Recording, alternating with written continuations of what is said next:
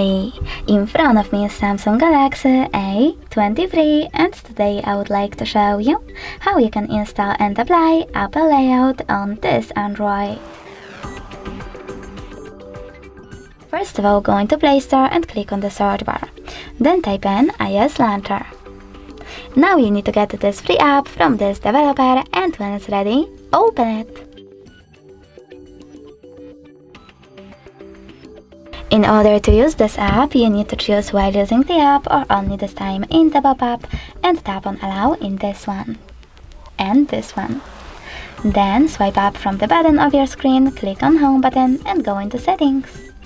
In Settings, scroll down, choose Apps, click on Choose Default Apps and tap on Home app. Then apply iOS Launcher by clicking on it and choosing Got it.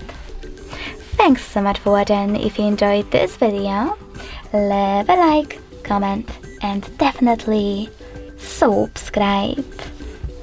Bye!